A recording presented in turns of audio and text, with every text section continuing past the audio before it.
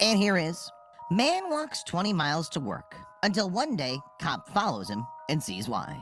Before we begin, make sure to smash that like button, subscribe to our channel, and click the notification bell for more amazing videos. Walter Carr had moved to Homewood, Alabama with his mother after tragedy struck.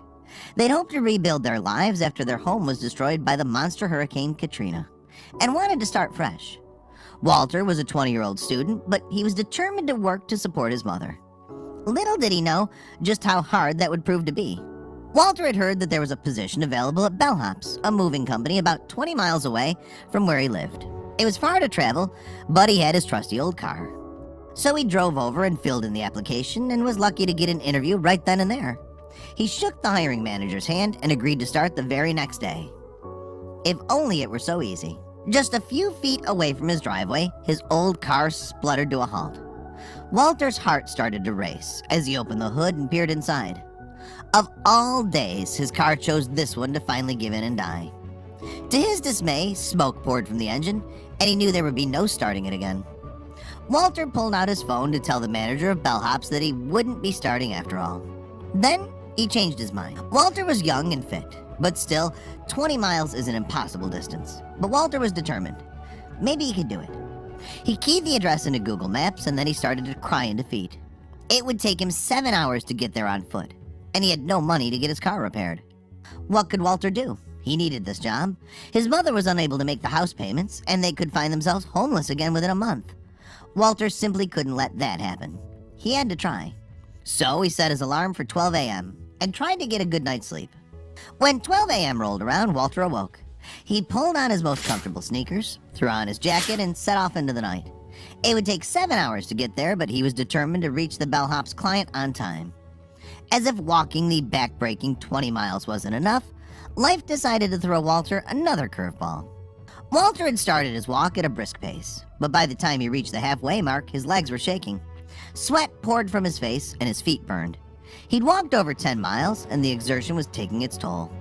The thought of losing his job on the first day kept him going, as he focused on moving one foot after the other, again and again. Then he saw a flash of blue. He'd been too focused on keeping his legs moving to notice, but a car had been following for the last 10 minutes. It was 4:20 a.m., and he still had miles and miles to go. Then the car flashed its lights and blared its short warning siren, and he knew they were there for him. Walter turned his head to see the cop roll up beside him. "Where you rushing off to, buddy?" the cop asked, pointedly. He had had a rough and late night on patrol duty, and the last thing he wanted was more trouble. Walter, gasping for breath, tried to answer him without breaking his stride.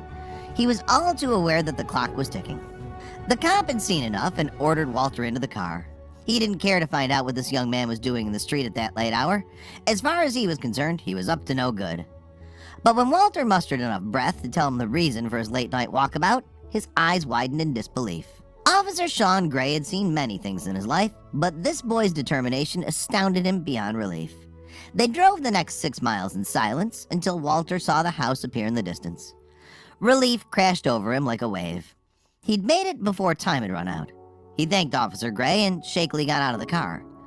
But there was still more surprises for Walter on that fateful day.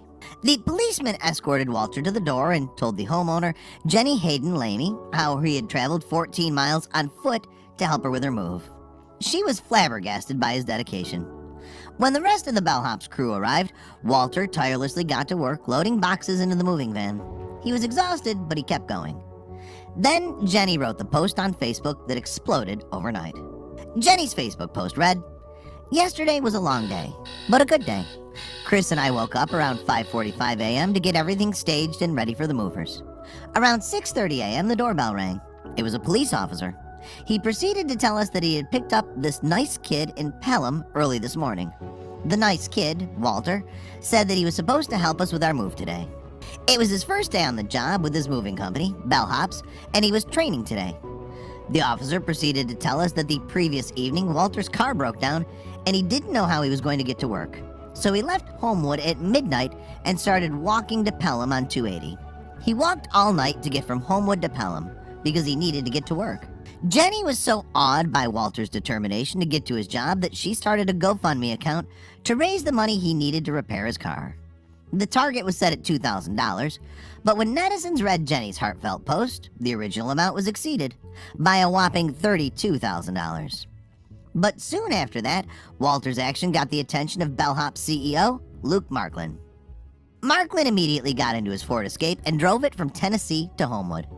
On his arrival, he presented a gobsmacked Walter with the keys. Walter couldn't believe his eyes. The CEO of Bellhops had just given him his own family car. It was all too overwhelming, and Walter started to cry. He'd never experienced such kindness before, as the whole community rallied behind him and cheered him on.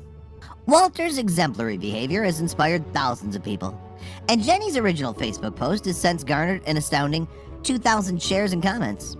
One commenter wrote, "I'm definitely really touched by his journey as well. It's impressive how we can give excuses to not do something. But there are people like Walter who don't like excuses and just do."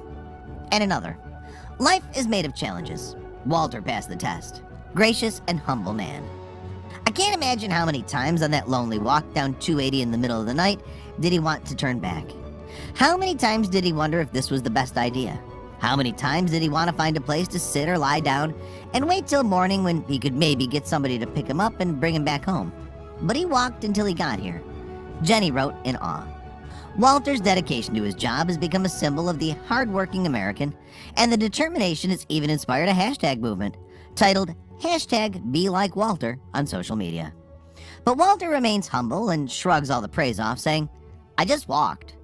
He aspires to become a Marine one day, and he's definitely proved to the world that he can achieve anything he sets his mind to.